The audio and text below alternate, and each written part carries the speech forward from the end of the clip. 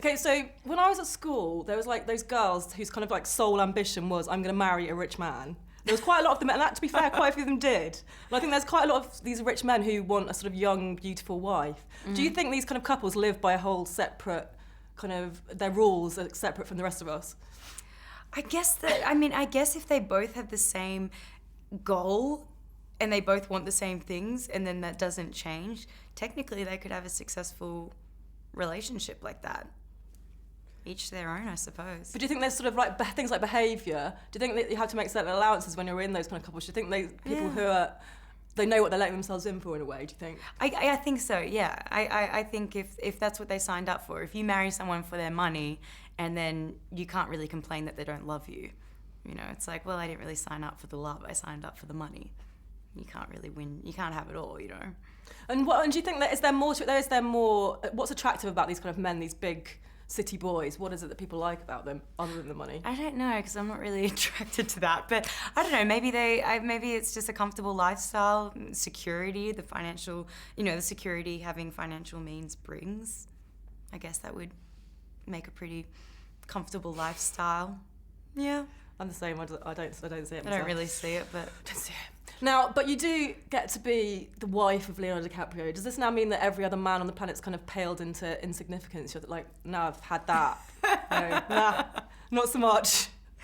No, he has set the bar very high for future co-stars, but fortunately, the people I've worked with since then have been equally as amazing as he has. So yes, no, I've just been very fortunate that everyone I've come across has just been really lovely to work with. Yeah. But do you think could it maybe put off potential suitors thinking, well, I'm not Leonardo DiCaprio, so maybe I won't. Oh, maybe guys might be thinking that. Maybe I don't know. This is where I'm going. Maybe I'll be single forever then. I should. Yeah, I'll have to remember to thank Leo. Thank you, Leo. I'll never get a boyfriend now. Thanks a lot. You've ruined it. I'm sure you won't have any problem. Now, obviously, you've got an award season coming up now, and you're going to get through this whole big rigmarole. Is that something? Does it fill you with like excitement or dread? The fact that you're going to have to come up with all these outfits. There's going to be hair. There's going to be makeup constantly for like months. Yeah, a bit of both. Right now, it's excitement because I'm like, oh my god, awards! It's kind of like it's going to be so fun. And then right before it just turns into complete stress and just it's all dread because everything goes wrong at the last minute and then you have nothing to wear, and it's kind of like getting ready for a party and you're getting ready with your girlfriends and then there's that one person who can't find an outfit and they're like, I'm not going. No, I'm just not going. And everyone else is like, come on, go. No, you look good in that. And you're like, no, I don't. You just sang that. And it ends up being like that the night before. I'm like, I'm not going. It'll be like the Golden Globes. And I'm like, I'm not going. I've got nothing to wear. Like, listen to yourself, you're being ridiculous. So yeah, it'll be a bit of stress, but I think once I get there, I'll be having so much fun. And then you have the other thing where suddenly, you know, like Angelina Jolie's wearing your dress. The next day in the paper, who looks better in this dress?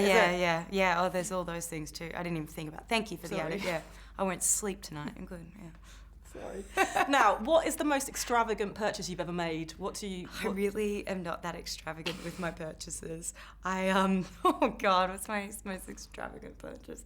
I bought a pair of Jimmy Choo boots, and it was while we were filming Wolf, actually. So maybe I was getting carried away thinking that I really did live the life these people led and I could afford Jimmy Choo boots.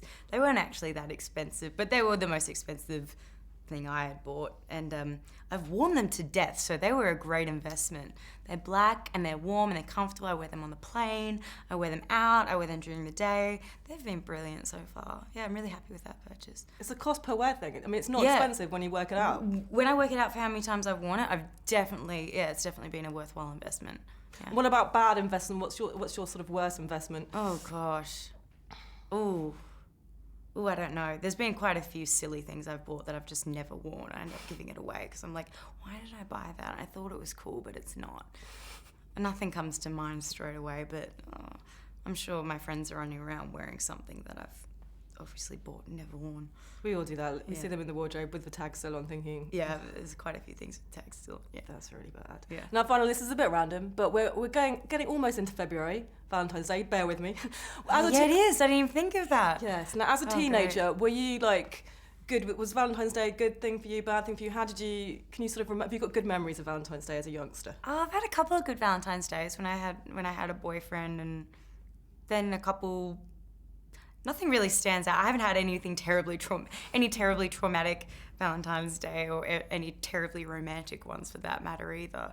Can you remember the first card you sent? Card I sent? Yeah. I remember one boyfriend, I like made this like little like hand-drawn book, and I'm a terrible drawer too, so it probably would have looked like a 6-year-old did it, though I was actually 16, and I like drew out pretty much like our whole like knowing each other thus far, so that was actually quite time-consuming and therefore very sentimental and cute, I think. He probably threw it out, but whatever, I thought it was cute. Thank you very much. I'm sure he still got it. It's just probably framed.